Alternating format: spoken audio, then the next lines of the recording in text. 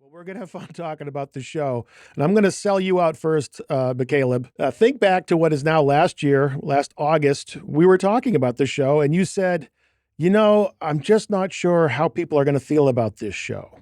I've been incredibly overwhelmed by the response to the show because it's so specific. It's so different from anything I've ever seen or certainly worked on. And I just, if people were expecting more Breaking Bad or Better Call Saul,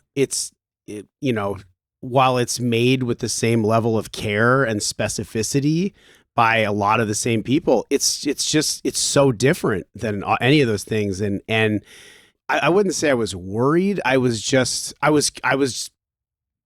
interested to know, like, will people respond to this, and will they want to take this journey where, some episodes, it's really just Carol. Right. And her journey. I mean, Joey cut one that's like almost entirely just Carol. And is that going to work for everybody? I know it works for me, and I know it works for everybody who's working on the show, but and it's been really, I've been pleasantly surprised just how well it's worked for so many people. Let's talk about reference material a little bit. Skip, considering not just Vince's background on the X-Files, and you have shows like The Twilight Zone and films like Invasion of the Body Snatchers, you can see where he might be drawing from. But in watching this show, to me, it's, Chat GPT seems to be the most on the nose reference. With the hive mind, it's so eerily similar to the almost intoxicating way that AI interacts with its human users. What kind of references did he give to you? Did he say, like, oh, this really feels like, in the end, the hive, the others, they're like Chat GPT? No, he really never gave us, the one thing I did hear is that it was a cross between the X-Files and the Twilight Zone. So I'm sure he used a lot of research with those. So, I mean, those are two shows that he loves a lot. I know Twilight Zone is a big show for him.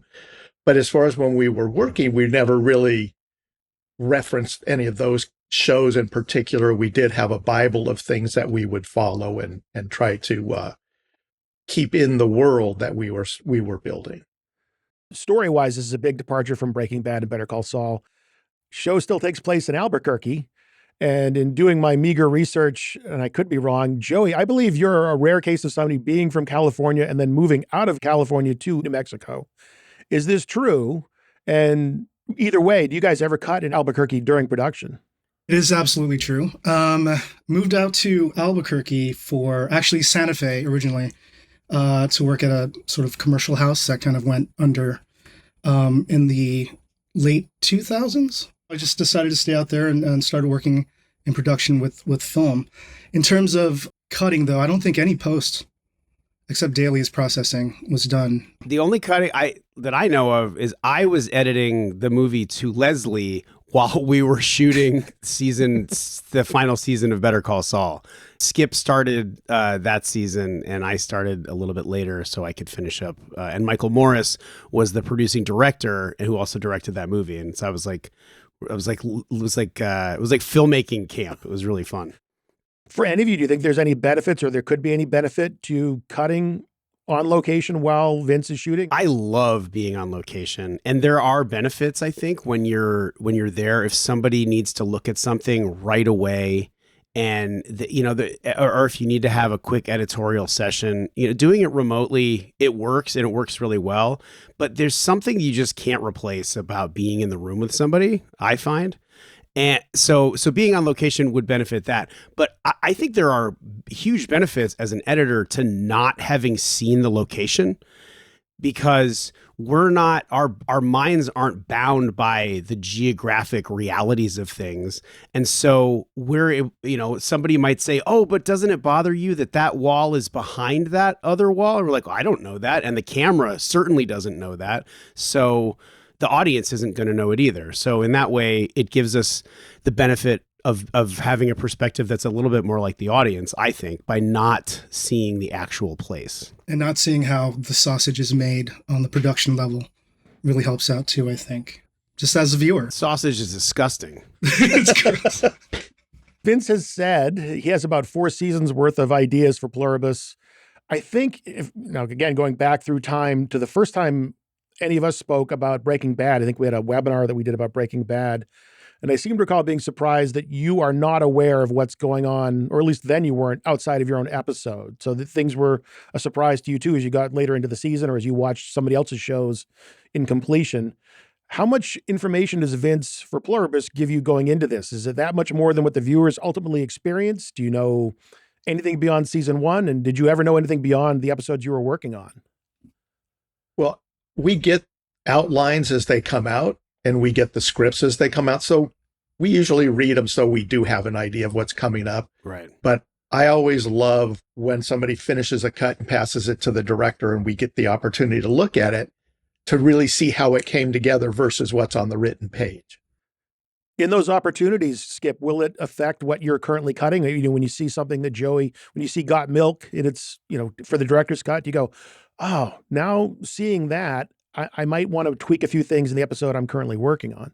Yeah, sometimes it definitely helps to know that. Or if I'm working on a scene and I know Joey or Chris has cut something relevant to it, I'll go talk to them about it and just say, hey, what did you use here? How did you do that?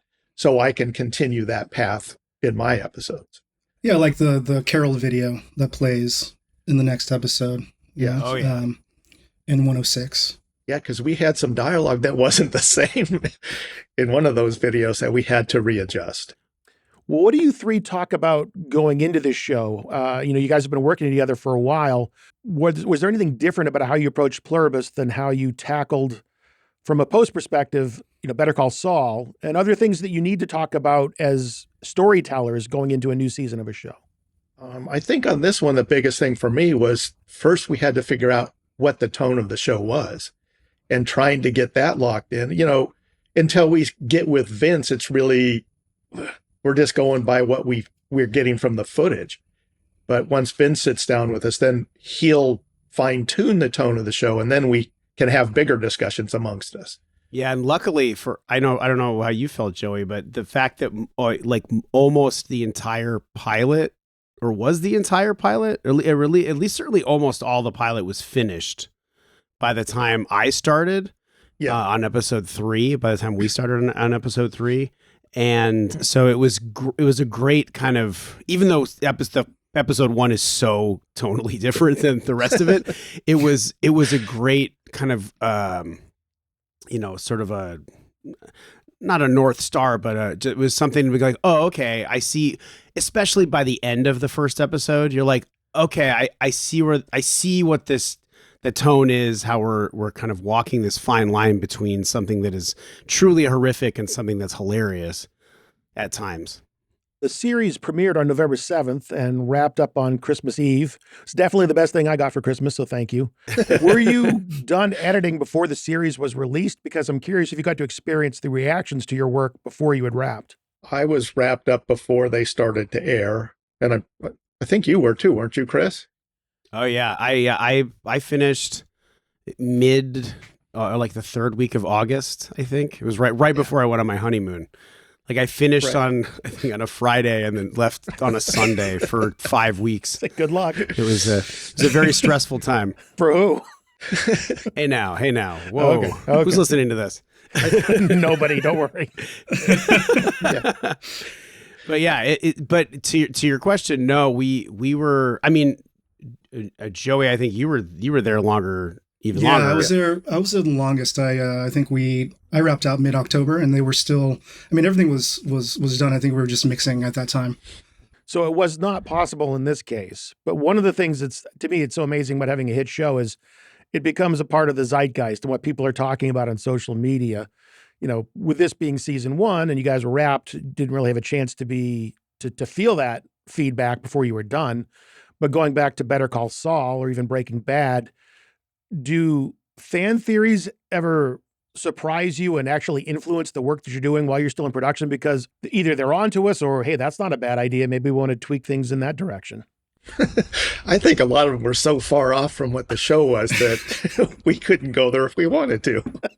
That they try, even going, I'm sure, as far back as Breaking Bad, they try to avoid steeping themselves too much in a lot of that stuff, especially when they're actively doing it. They kind of heard Vince describe as like kind of like being like walled off, like a sort of like in a bunker. I can tell you there's plenty of YouTube videos. I've tripped over these already, and maybe you have too, over analyzing every aspect of the show. I mean, there are theories certainly about the framing and the use of color and Oh yeah. associating blue with the others, and whether any of those theories are close to anything or not. And I think, Skip, you used the word Bible earlier. Were there certain editorial guidelines given to you about how to support something thematic or some embedded meaning of the show beyond just the narrative aspects of the show? I don't think there was anything like that. It was more just of the world and, stay true to the world as much as we could. Like, when it was just the other people, it was all very quiet because they don't talk, and nature takes over. There's no vehicles driving, no planes. So it was more along those lines of things that we were staying true to or trying to. Which was a real challenge editorially, I think, because I think you can hide behind sound sometimes. Definitely. And in a world where there are no other people or no extraneous conversations beyond what's happening right where we are, it presents a real challenge, especially because we're shooting in the real world where there are cars and there are airplanes and people and crew. And so, I know we just in creating our temp mixes, which, I think we certainly try to create a temp mix that sounds as good as almost anything you're going to hear. Yeah, we utilize the isotope. Yeah, we were using the Isotope RX filters in Media Composer, and those could really help isolate dialogue or denoise things. And it's nowhere near as precise and clean as ultimately Nick and Catherine and our entire sound team are able to do, like with Pro Tools. And Pro Tools is so powerful with that stuff. But as far as creating a temp mix in the Avid that better represented the world that Carol and Manusos are living in, I think that they were really invaluable. So I'm always a little curious about how editors are assigned to certain episodes. Sometimes there's really not much to it, and other times you find out a few interesting things. And as I was looking through the episodes, one of the things I noticed is that there's a narrative connection between episode 3, The Grenade, which you cut, Chris, and episode 9, which is the finale, which you also cut. And that involves an atom bomb. Or does it? Oh, see, there go the fan theories. They didn't open the container. God, I didn't think about that. Jeez. See, so much to think about. Oh, my head hurts. Always something else. Was that narrative through line, the fact that, okay, that element is in both episodes, did that have any influence on why you cut those 2 episodes? And as I was formulating that question, then I read that Vince was like, no, the atom bomb thing was a late change to the finale. Anyway, this is all a long way of asking you guys who cuts what episodes and why. And bonus points to you, Chris, if you want to share why that late change to the finale happened. That's interesting that Vince talked about that in the press. Yeah, that was a later addition. I mean, the end is basically the same. It's just there was the addition of that. That's so interesting that he's talking about that. Or maybe he didn't. Who knows? Oh shit. No, I mean it's I wish that things were assigned that way. There was like, oh, we got to get the atom bomb guy, or we got to get our grocery store montage guy. We need him to do that, or her. And it's really just schedule. I mean, Skip because for reasons of scheduling, Skip was doing the pilot, and they shot the pilot and episode 2 kind of as one giant production, and so Skip was cutting both of those, and so then we started on 3, and we generally on these shows have like a 2 editor rotation, because we're not immediately doing producers cuts usually. So we're able to just go editor cut, director cut, straight back into editor cut. But in this one, fortunately, we had a kind of a hole in the middle of our schedule that Joey was able to step up and fill and do a magnificent job with. Yes. Yeah. Got Milk, also known as Just Carol. Fantastic episode, Joey.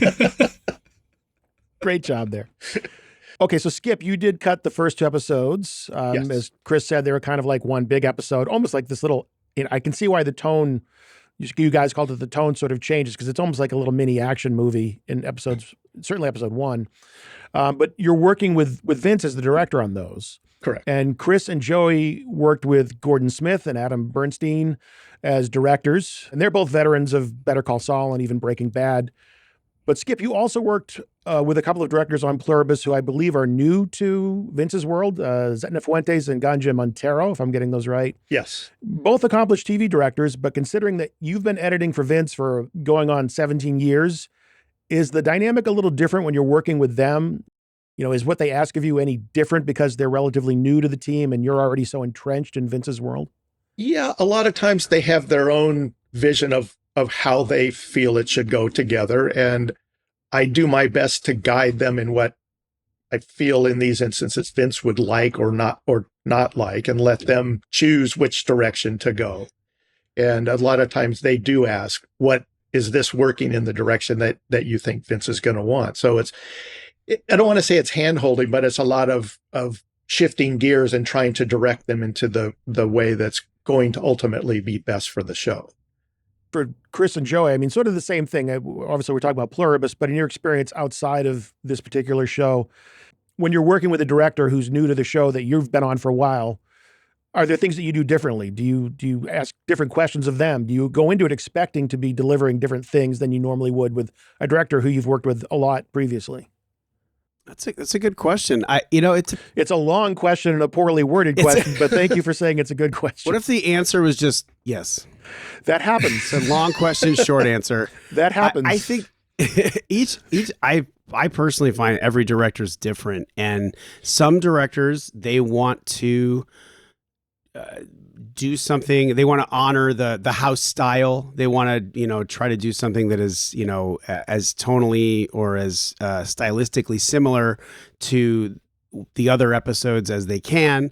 I think that's even more so with Vince and with Peter Gould, the co-creator of Better Call Saul, that people really wanted to, match what they had while having their own flavor. And then there are some directors who just come in and say, I want to do my thing. This is how I do it.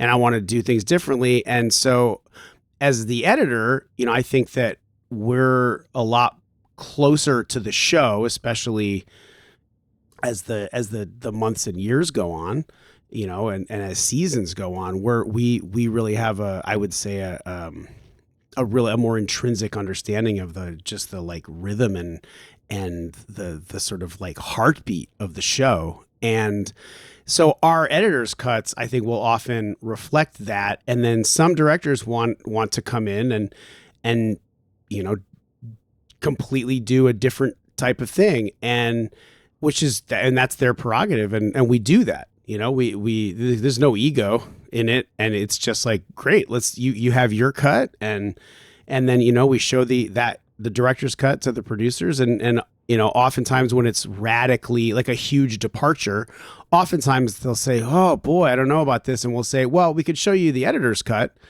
and we could show it. They're like, oh, okay. Phew. Like that's more what we had in mind. And then sometimes a director will do something with some wild departure that is, it sparks something in, then so we do things a little bit differently. It's what's, I think personally, I like the collaboration of that, because even getting notes, like nobody wants ever to get notes on something, because in theory, you're presenting something that is like, this is the best possible version, I swear. And then somebody gives you notes on paper. That means, well, you did it wrong.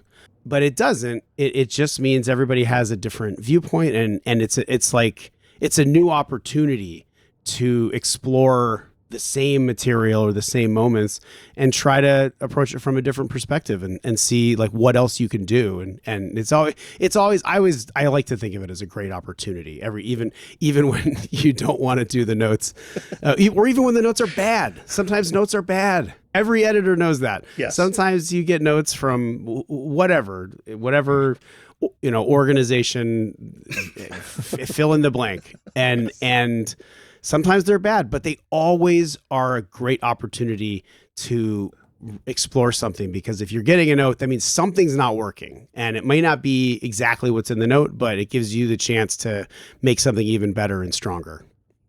So when Vince gives you his notes, does he say, Chris, I've got a great opportunity for you?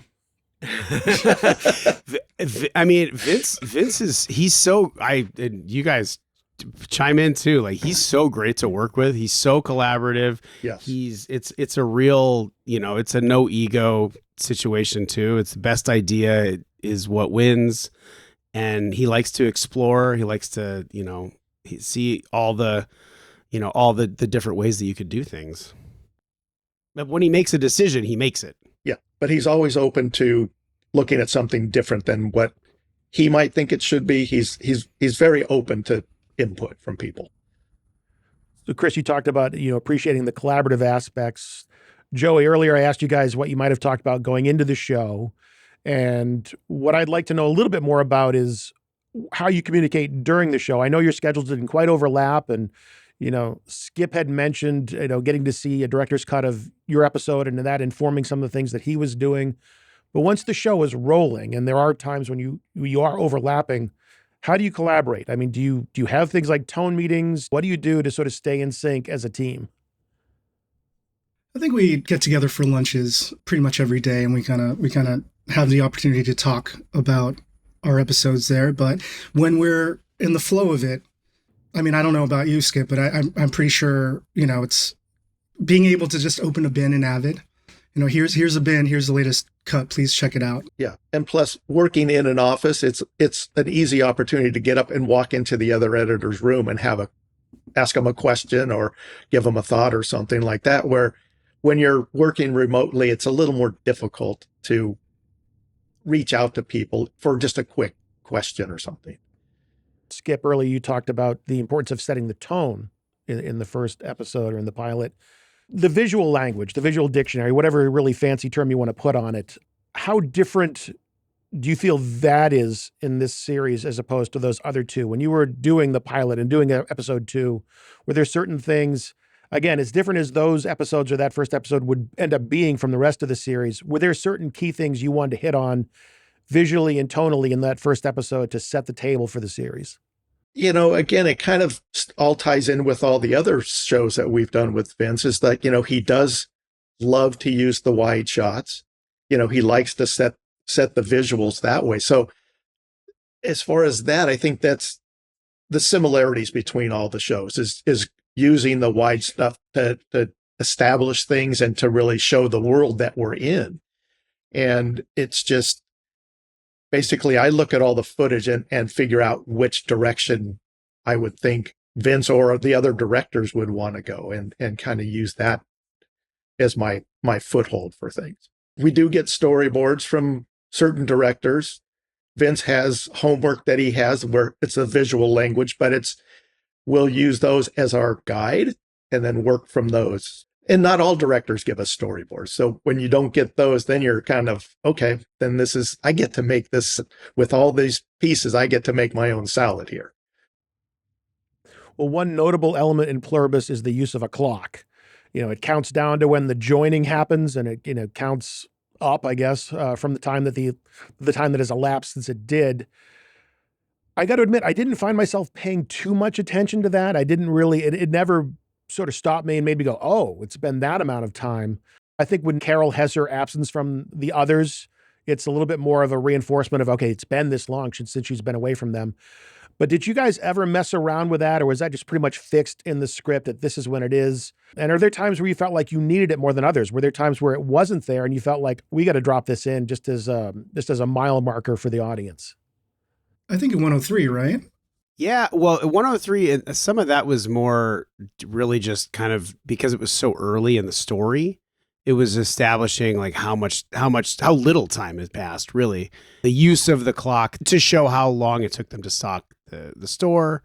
109 is actually the time when I remember us adding clocks. Yeah, when Manusos arrives. Right, when Manusos arrives, and then we also we added one after, like just before when we returned to Albuquerque at the very end. We added that clock there, and some of that was, I think, just to so we could be tracking as far as the story clock goes, like where we are, particularly in relation to the teaser of 109, which is a bit out of time. What is it, like 71 days in? And then when we come back, we're like 60 days in. And then I think when we come back to Albuquerque, it's 74 days. So basically that the idea that Carol and Zosha are on their worldwide tour for a couple of weeks. And so I think it was just kind of orienting us. It's the kind of thing, I think we don't want to overuse it. We don't want it to be 24 as much as I loved 24. Papa with boom, boom. Like I don't think we want to hit you with these clocks. It's a tool I think that we always have, but I don't think I don't want to speak for anybody else, but I think it's not something we want to overuse. Yeah. Right. And it's a little nudge. Hey, we're here at this time. Yeah. Because I know we did add one at the very end of episode 1. That one wasn't originally there. But for the most part, they were either there or we took a couple of them out, or we shifted them to a different place within the show. Well, I mean, going back to the fan theories, I would think when it comes to using one or not using one, that would be an element where you'd be thinking like, oh, crap, somebody's going to be really paying attention to this. And I've got to make sure there's nothing continuity-wise in my episode that goes against the timing of that clock. So if I were the editor, I'd probably we don't really need this clock because it's going to make more work for me later. But again, great opportunity for you, Chris. Speaking of clocks, how has the move to a streamer like Apple TV Plus from an ad-based network like AMC changed sort of the rhythm of how you work? I mean, you don't have the act breaks for commercials. Do you find that you pay attention to pacing in different ways when you don't have that forced, I've got to take a breath here? I actually found, some of the scripts their scripts are still written and broken in acts.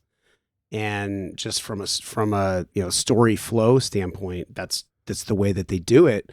And there were several occasions where it would have been really helpful to have a commercial break, to be able to cut to black and then not, and then come back up and some time has passed. And I think in that case, in one of them, we used a clock because it was the end of an act and the beginning of another act, and there wasn't anything really in between them. And the solution was, well, let's have this clock, and that way we see where we are in the story, and we just sort of orient ourselves instead of like, boom, cut to black. You ever try and sell Vince on doing any sort of classic Star Wars wipes, Really? I think the tag for the show is the most miserable person on earth must save the world from happiness. And I can certainly relate to miserable people. I'm often miserable. I love Ray Seahorn. She's awesome as Carol, just as she was awesome as Kim Wexler. But here's the weird thing. Why don't I root for Carol the same way that I did for Jimmy McGill or Walter White? I mean, those guys were actual criminals, and Carol just has a crappy attitude. Is it because I know more about their backstories and the ways they were wronged, or does this have more to do with, I don't know, my own self-loathing and how I see a lot of myself in Carol? I don't get it. But I realized as I was watching the show, I love this show, but Carol bugs me sometimes. And I never felt that way about Saul or Walter White. And these were people that did really bad things. I don't know. I don't have an answer for that one because, yeah, you do. A therapist, maybe? You do. You do at times really like Carol, and other times you're going, why is she acting this way? I relate to Carol. I mean, it's sort of like, I know we talked about on the podcast. We had the official, for your listeners, we also have an official podcast that we do for the show. And in our early discussions of how we were going to do it, we talked about, having a section where we asked people are you more of a Carol or we ultimately didn't do it, especially because you can't say, are you a Carol or a Manousos, because Manousos doesn't even show up until episode 4. And then he's, then he's gone until 6. So I relate to a lot of them. I think we all can relate to Mr. Diabate as well. and just sort of the ultimate that's who wish I would be. fulfillment. Yeah, just having them cosplay a James Bond scene. I mean, that would. I want to do that now. No kidding. I have a birthday coming up. Like, Oh, let's okay. get it going. Note taken, Chris. Okay, so I'd like to talk a little bit about, if possible, being able to manipulate how the audience sees Carol or sees a character. In your minds, are there examples you can think of where the way you cut a scene or a specific cut could shift the audience's allegiance or appreciation of Carol one way or the other? I mean, it's because it's all there in the script, and and her performance. I mean, she is like a precision instrument. I mean, she's so good. There's never a bad take. Is that fair to say? That's true. Yeah. Even the best actors, they may have a take that is like, oh, that sucked. And there are ones that are even better than the other takes, and those are usually the ones we use. She doesn't break character either. Like the very first time she heard that voicemail, she did not break, did she? No, She didn't. Wait, did she hear that for the first time in production on set? They did that on purpose. They wanted to see if she would react to it. Oh, that's so cool. But she was such a pro. She didn't until after they called cut. So we're on the subject of performance. There's really only 3 main characters on the show, and one of them represents most of the planet. So much of the show is shot in solitude around a single character, as we talked about, just Carol. You said she's very specific and she really nails the takes and she's just perfect. Let's try and do a comparison between a dialogue scene that she's in versus just herself speaking to herself, just talking out loud. How do the amount of takes and perhaps the kind of coverage compare in those scenes where it's just her talking to herself or talking to someone who isn't really there versus a dialogue scene with multiple characters? A lot of that depends on the directors. Yeah. Some directors, their thing is economy. Like I'd say like Adam Bernstein, for example, he's maybe one of the most economical directors I've ever worked with. This was my experience with him on Better Call Saul as well, where and it's not that you have, I'm trying to express this the right way. It's not like Hitchcock where, they cut in the middle of a scene because he knows this is the only part I'm going to use. You have options, you have stuff, you have material to edit with, but he, I think, just has this innate sense, or perhaps just an enormous amount of experience, where he knows this is what I need to tell the story, and make my day in production, and make sure that that everybody's happy. And then you have a scene. Not that it's not economical, but a scene like in episode 2 that Skip cut that we talked about it on the podcast, on the 108 podcast, the Pluribus podcast, about. I mean, there was like over 20 hours of material for a scene, a dialogue scene, a lunch scene involving like 10 speaking characters and every angle shot over 3 days. I mean, everything is different. For me, it's like cutting the big group scenes. It's always looking for the right reactions at the right time, even from the others, along with, Carol and stuff. It's just working through all that footage and making sure that everybody's still alive throughout the scene, that you don't lose focus on the characters, but remain focused on what the scene's about. So my approach is I'm looking for the different reactions and responses to questions and just some of their thought processes. And even, like in the luncheon scene, there was a bit there where Carol was drinking and she said, "Cheers to all of us," in a kind of a negative sense, but the one guy raised his glass and said cheers too. And it was kind of a very funny moment for that. But in the single character scenes, the approach is just look for the reactions and what's playing with those people too. I'm sure actors and other editors see those scenes and they realize, wow, this person doesn't have a scene partner. They are their own scene partner, especially in episode 5. And then in long stretches of episode 7, you're cutting from Carol to Carol, and then back to Carol, and then another shot of Carol, and the old expression that, you know, like the whoever's number one on the call sheet, it's like they're in every frame of the show, which is not always true, but with this show, Yeah, she kind of it's is. yeah, Yeah. Yeah. it's wild as far as like the differences in editing or in patterns. I think the same logic, I personally think the same logic applies in that we're trying to find the best performances, and we're trying to find the best way to tell that story with those performances. And I think, I don't know, it almost feels when there's just one person, it's almost like we become their scene partner, and it's like we're kind of it's like a little dance that we're doing with Carol or with Manusos, because it's just us, and we're just sort of finding like, oh, where are you going to take a step, and where, how to not step on each other's feet, I guess.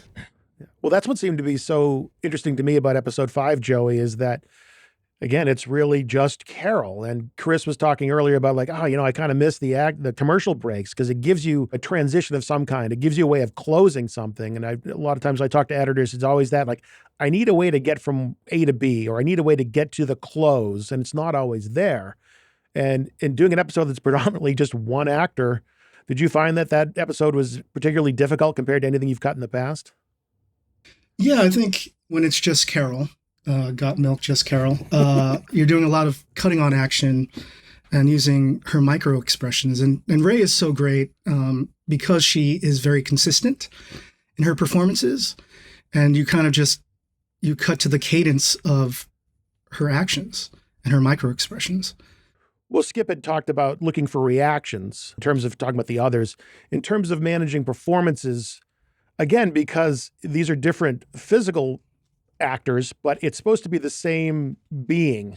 Do you have to be careful that the others seem like one actor working through different bodies, or at the very least, do all the other actors, do their performances sort of have to match Zosha's?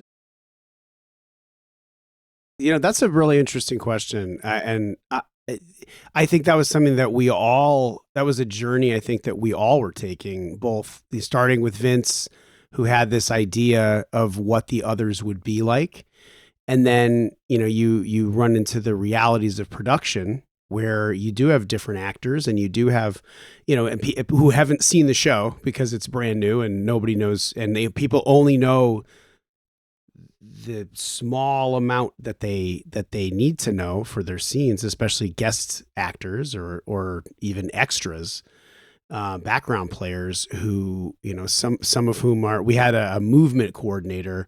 I think that was one of the things that, as far as calibrating the others' performances, but even Carolina, who plays Zosha, she was really finding this character as we were doing it. And because it's when you think about it, it's really a challenging thing, really challenging as an actor to not be emoting, because so much of acting is expressing emotion or finding an emotion or playing an emotion. And they can't do that because until they're having, an episode, or they're, having a seizure kind of thing. They're happy, but they're not, it's not a cartoon. Yeah. Skip, you really set the sort of the standard with the first episode, the first time we see people doing this thing where it's not like everybody has a plastered on. It's not like Tim Burton's Batman where, everybody's got these Joker Smilex, smiles that are plastered onto their faces. There's like there's a genuine, real happiness that I certainly find unsettling. Yeah. They're all supposed to be happy all the time, but not with these huge grins. So it was tough to find some of those moments where people weren't over emoting with these giant smiles. Or sometimes people forgot they were supposed to be happy and didn't have a happy expression on their face. So we had to dig through a lot of the stuff with the extras to keep that feel going. Yeah, and we had moments, we had performances and shots that we ultimately couldn't use. There was a part in episode 9 where one of the others, the actor, not really his fault. He was expressing a little bit more understanding or knowledge, or he gave kind of a look of like, all right, we did it. And that's just not something that would be expressed. And so we couldn't use the shot. We tried to construct a shot out of two different takes. This was like a dolly shot, and we ultimately just cut it a different way. Vince's work always feels extremely, I guess the word I would use is deliberate in the writing and the execution. And that makes me wonder how much improv is allowed in one of his productions. Because I don't think we've ever talked about this before when we talked about Better Call Saul and Breaking Bad. Maybe we did because of Bob Odenkirk and his background, but how much improv is involved in a show like Pluribus? I'm going to say none. Yeah. Very little. I mean, I think it's not because of some doctrinaire approach, though. I think the scripts are very carefully considered, and I think the actors know that, and they, things are, like you said, deliberate. There's a deliberate way that people have of speaking. There's a deliberate way that people have of doing things. And so I would say that there's certainly flexibility sometimes in the wording of things, but I think in general, people really, they stick to these scripts, which have been very carefully thought out. So we talked about the temp sound work that you guys do, and Skip just touched on, or Chris, you just touched on the trying to tweak things. Let's talk about the VFX work that you do. As I'm watching the show, I'm trying to figure out, okay, where do these guys have to pay attention in terms of doing visual effects? Is it set extensions? Is it hiding things that shouldn't be there? Is it tweaking synchronicity mistakes between the others that weren't caught during production? What kind of visual effects work are you guys even bothering to do? A lot of it was removing like traffic in certain scenes of cars driving around in the background or planes flying. We would clean that kind of stuff up just so it felt like people were doing their own thing, but they don't need transportation. So it was those kind of things that we would do a lot of. The elimination of real life stuff. Yeah, which I think you could, that's like a bit is our version of a set extension. Where you're extending the emptiness, was a lot more removing, I think, than a lot of people would even think about. That it's just like, it's just a fact that you just have to get rid of things, especially in the episodes when the others are gone. Yeah, you really had to remove things. We do as we did on more Saul than Breaking Bad, just given how things were photographed. I think we do. We're not shy about split screens, and we're not shy about using all the tools that we have at our disposal to manipulate or alter performances, to change timing. Especially animals like wolves and oh yeah. Talk about the wolves, man. There was like an hour and a half's worth of footage for the wolves, just trying to get the wolf in place correctly, them to look up correctly at the same time. They just kept the camera rolling and just had the trainer come out and give direction. Comping all that together for like a 3-second shot. Matt, these were professional wolves. No, the goat was a pro. Tell me about the goat, Chris. Oh, man, that goat.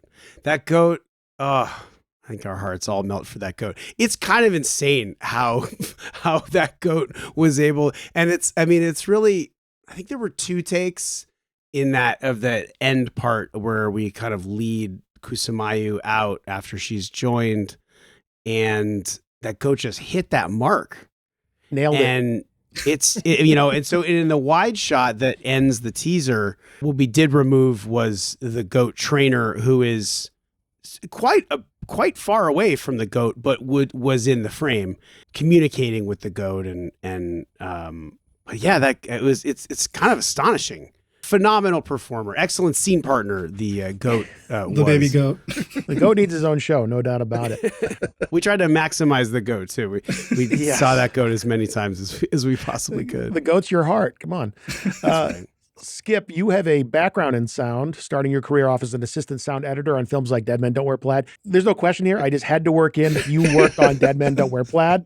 If I did anything today, it was to do that. But we already talked about the sound design, the fact that because of there's a lot of moments of nobody talking that you really have to pay attention to your sound design. Mm-hmm. I'd like to know where you get your sounds, because I swear I heard a $6 million man sound effect in the lab sequence in episode 1.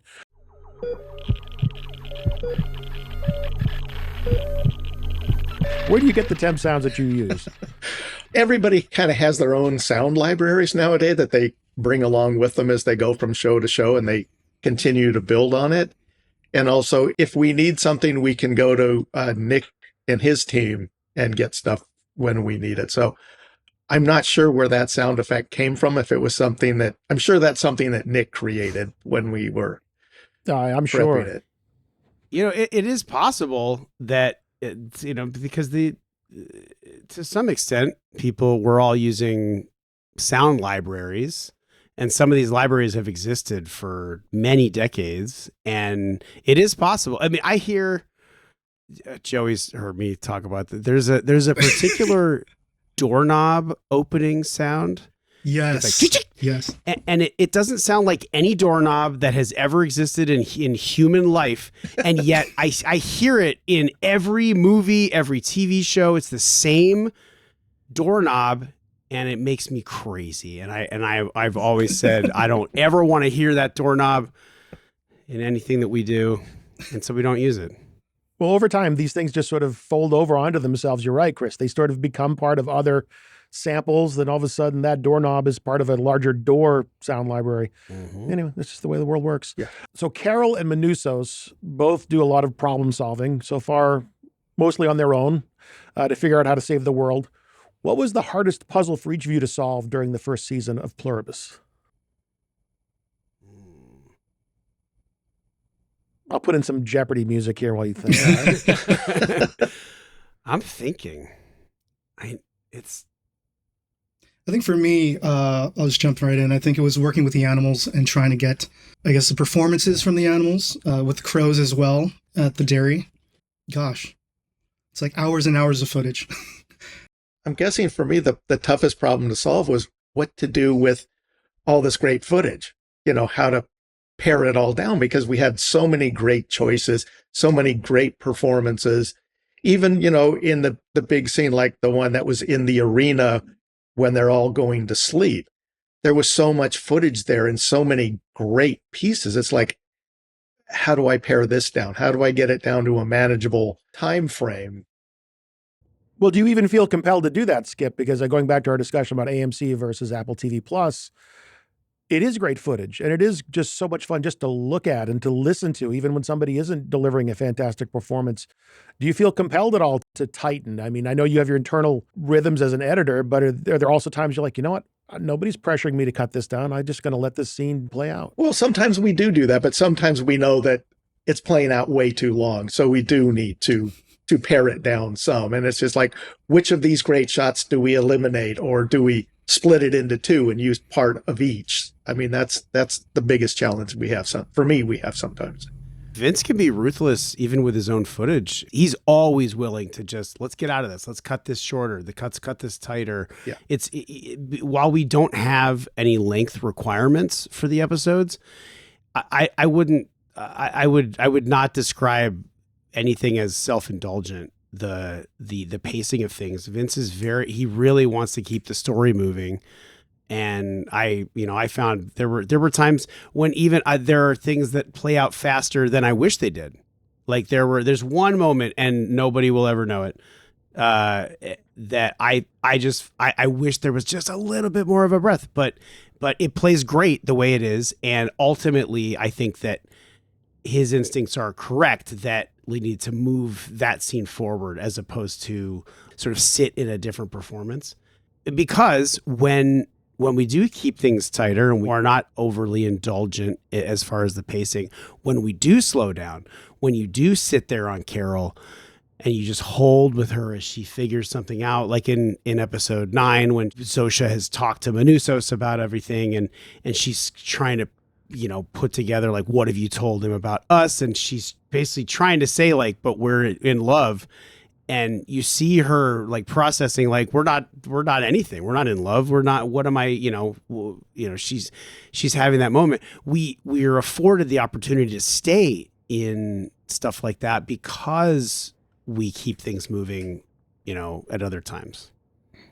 As we've established, Joey, in your episode, Got Milk, Patrick Fabian, Howard Hamlin from Better Call Saul, notably has his first voice cameo as the Hive Mind's outgoing message for a stretch. By the way, for the rest of his life, people are going to ask Patrick to do their voicemail message. And if you could get me in touch with him, I'd love him to do mine. Do any of you have any kind of cameo in the show in any way, shape, or form? I don't know. I don't Chris, think you might? so. No? I don't think so. No. No. I it's pretty tough to beat my nearly award-winning performance as Fisk Phone Goon in Marvel's Echo. Yes. I'm sorry, Mr. Fisk. We tailed her, but she's gone. A part you were born to play. Yes. I lobbied really hard for them to give him a name, to call him Darius. I just kept saying that. Like, I think this guy's name should be Darius. And that way I could do, comic book conventions for the rest of my life. If things are ever, if I ever need some cash. But no, I don't think any of our voices are in there. We had some temp voices in there. Some got replaced, others didn't, or they got replaced with the actual people doing it. You guys got to work harder to get yourself these. This is part of our history here. You're bringing this mad. I didn't even think about it. Now I'm mad. You should be mad. Get back. Yeah, come on, guys. Next season, 8 years from now, when season 2 of Pluribus happens, I want to see you guys in the show. We need to go to a big group scene, all of us at one point. You guys got to be some others in a scene. There just has to be the three of you talking in unison. I do want to go back one more time to the Bible thing that Skip brought up, and also how that crosses over with fan theories. Beyond Patrick Fabian, any Breaking Bad, Better Call Saul Easter eggs that people should be looking for, that people haven't caught, that you're like, I wonder when anybody's ever going to notice that in this shot here, it's a nod to Lalo or something. People noticed a lot of the obvious or like the intentional ones, like the airline is a Breaking Bad airline. All the meth in the show is blue meth. But that's off camera. In the editing room. Look, long nights, this is, You a were hard worried job. about disclosing the atom bomb bit, but the meth part, you're totally fine with. Allegedly. I think the milk cartons that they used, that we used for Got Milk, were in a PSA. New Mexico no littering PSA. Yeah, that Really? Joey edited, that Vince Yes. directed, and he did these during the course of making Pluribus. One of them features Bryan Cranston reprising his role as Walter White Heisenberg, and the more recent one is the cousins. Yeah, although. Do we just call them the cousins? Do people call them the cousins outside of the cutting room? They're not cousins, right? They're brothers. They're brothers, They're like Salamanca cousins, right? Yeah, They're they like were Tuco cousins. cousins to Tuco, yes. Somebody hasn't been reading his Bible.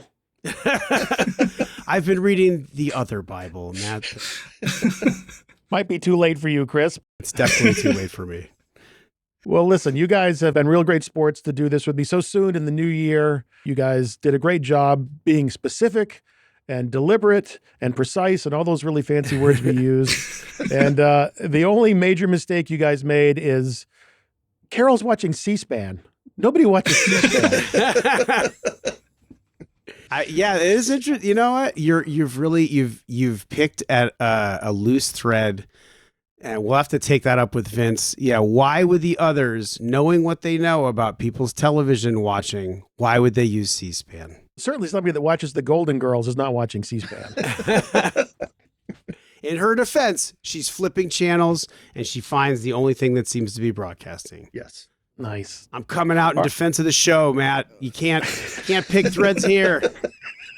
We got our I sewing wouldn't machine. dream of it, Chris. Wouldn't dream of it.